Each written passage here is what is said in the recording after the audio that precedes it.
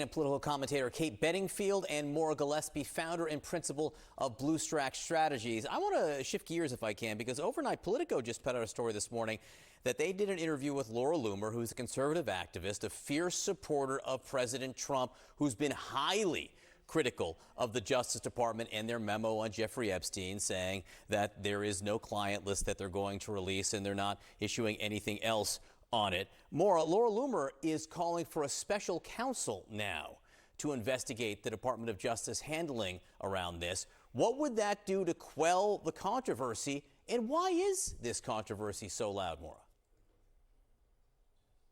The controversy is so loud because in either scenario, either Pam Bondi, Donald Trump, the Trump White House used this information to campaign on, knowing that there was nothing there, or they flat out are now covering something up. In the view of MAGA, those are the two options here that they need to decide which is worse.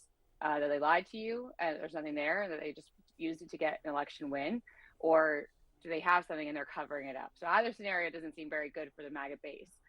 But when it comes to Laura Loomer, she is not an elected official. She is not a member of the Republican Party leadership. So I don't take a whole lot of stock in what she says and does, considering her dangerous conspiracy theories and the like. So I do think, though, that her drawing attention to this, being such a loud voice in the MAGA world, could only further the problems that the president and his team will have. They continue to dismiss this Epstein stuff and pretend like it's not a big deal. Do you think, Maura, that a special counsel would dampen some of the spirits or the calls right now? It may, if they actually took the attention to say, okay, let's look into this. But obviously there's something going on that the MAGA world does not find to be, excusable. And so there has to be some sort of answer. They can't continue to push this away. I don't think it's going away. So there has to be something done, whether Pam Bondi, Dan Bongino, Kash Patel even, they need to come out and say what it is in those binders. But there was also a lot of people in the MAGA space who went on X or Twitter or whatever, Truth Social, and said, I watched it, I saw it, I watched the videos, I saw the binder, I saw the list. So where are they now? What have they said about it? Because I think there's a lot of questions still floating around there. So, Kate, what is it that Democrats can and should do you think, about this? We have started to see some, like Alexandria Ocasio-Cortez, the congresswoman, come out and call for a certain level of transparency. What do you think the Democrats can do on their side? Well, I think it's certainly reasonable for the Democrats to push for additional transparency. This is a problem of Trump's own making. I mean, this is why I actually am not sure that a special counsel is going to solve the problem for Trump here, even if he does take Laura Loomer's advice, because he has created this problem by campaigning on making these files known to the public and then refusing to do it.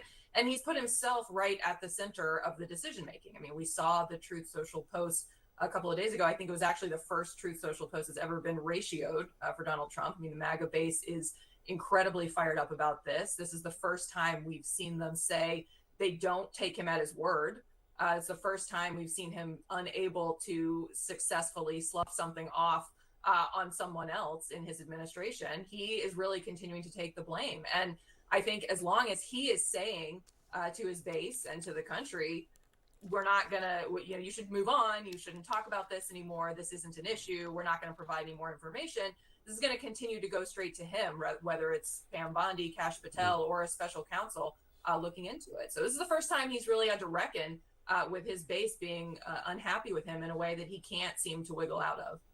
So there was a story in the New York Times overnight. The New York Times spoke to former President Biden specifically about the pardons he issued at the end of his term, and this issue that a lot of Republicans have brought up, that many of the pardons were signed with an auto pen. That's an automatic pen, not the president's own hand here. Let me read you one quote and then the other from this article. In an interview with the New York Times, Mr. Biden said that he'd orally granted all the pardons and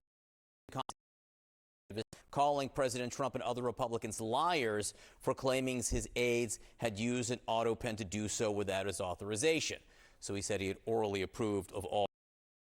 But he also said, the article said, Mr. Biden did not individually approve each name for the categorical pardons that applied to large numbers of people he and his aides confirmed. Rather, an extensive discussion of different possible criteria. He signed off on the standards he wanted to be used to determine which convicts would qualify for a reduction in sentence. In that case, Kate, it had to do with classes of individuals, people, drug offenders and whatnot.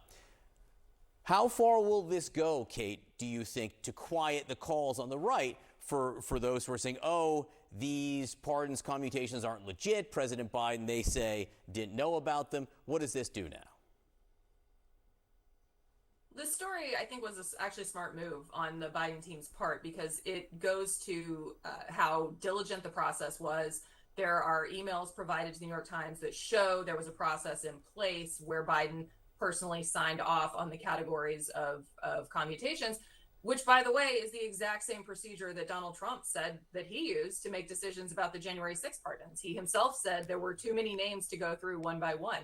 And so he approved a blanket pardon, and those pardons were then auto-penned. So this is the exact same process. If Republicans want to pursue this, then they're going to need to answer for the January 6th pardons, which we know is something that they are not eager, many elected officials, many elected Republicans, I should say, are not eager to have to talk about and embrace. So I think for the Biden team to lay out categorically emails, contemporaneous emails from the period between the election and the inauguration that show that there was a diligent process in place and that Biden signed off on these pardons, I think was a smart thing for them to do.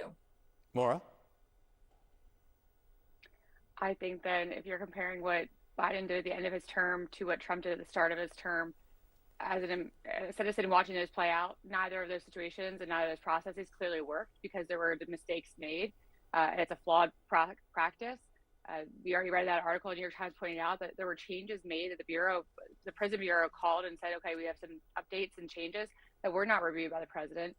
We also obviously know that the President Trump, when he pardoned, which a lot of Republicans in Congress and elected officials, Americans at large don't agree with the pardons of the January 6th insurrectionists.